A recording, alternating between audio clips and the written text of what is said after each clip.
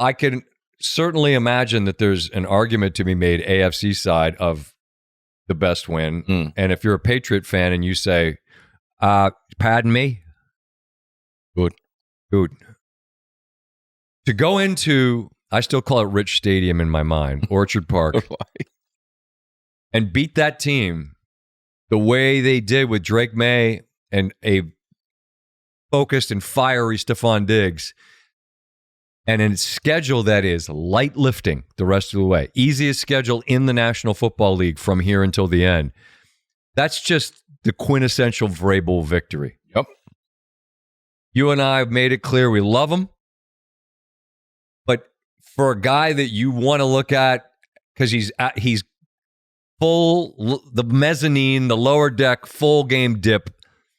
Yeah, he might be a Zen guy now. Huh? I think he's a Zen guy. Post game? I don't know, dude. I've been on the receiving end of some hot dip breath. Yeah, that's from what I was Braves. saying. Way back. That was pre-Zens. Whatever it is, you want to, if you look at that guy and think defensive end, backer, hybrid, meathead, it's a brilliant football guy that knows how to run the operation. It was clockwork. Calling timeouts, waiting until there's 18 seconds left because he knows that we can run this many plays and make sure they have no time left. And the way they ran it at the end to ensure that, okay, we can make this field goal, but we cannot give Allen the ball back with more than a handful of seconds. It was masterclass from Vrabel. And with the light schedule and May playing like that in that stage, there's a lot to like with New England. Of course. The quarterback is real. The head coach is going to have you. I can't believe how much youth is on that team. The defense, I'm like, oh, that's so-and-so from there and there. There's a lot of young dudes on that team. I was so confident in the Patriots. Scott, we walked in to watch the games in Florida with the Monday night crew, and I walked in at 1 o'clock Sunday. I'm like, if anybody wants to win money tonight, take the Patriots money line. And they all looked at me like I was nuts. Our guy, Parolin, researcher, he's a Patriots fan. He's like, don't do this to me. I'm like, they are going to go in there. This is perfect for Vrabel. Go in there. I told, I said, it's not a factor in the game.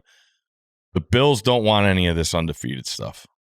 It just works out perfectly. New England goes in there and wins. Buffalo refocus. And, boy, the turnovers in that, how many times it went back to back. But New England's ability to stay in it. It's nice to see a motivated Stephon Diggs. He seemed invested. Completely. Yeah. He had a 4-year run with Buffalo. It felt like longer because they were really good, and he was led the NFL in receiving yards and receptions there. Coming off an injury, slow start to the season, actually had a 100-yard receiving game before Sunday night. But then it was clear they looked at him. The very first pass of the game went to Diggs. And then I kept waiting to see how is Buffalo going to – I felt like it was mostly Za'Darius on him, 27. I felt like it was mostly him. And Diggs did work.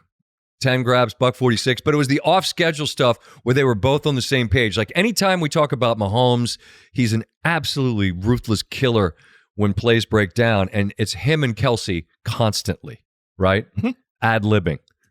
Never more so than against Buffalo, AFC Championship game. Do it! Getting that play that got on the field goal that tied the game. Obviously, we're talking years ago, but the ability of Diggs and May to ad-lib the way they did and be in sync on the same page was wild to see because it hasn't been there a long time. But it's exciting for New England if that's the Diggs that still is in him. Did you see the clip of Teddy and Woody on Get Up saying, "We're back"? I did not. It's great. And everybody's just like, good, no. There's still plenty. I just love it because it brings out people's hatred. Rex is just sitting on the desk. He's like, I liked when we didn't have to talk about the Patriots. I bet he did. And Teddy and Woody are just sitting there laughing.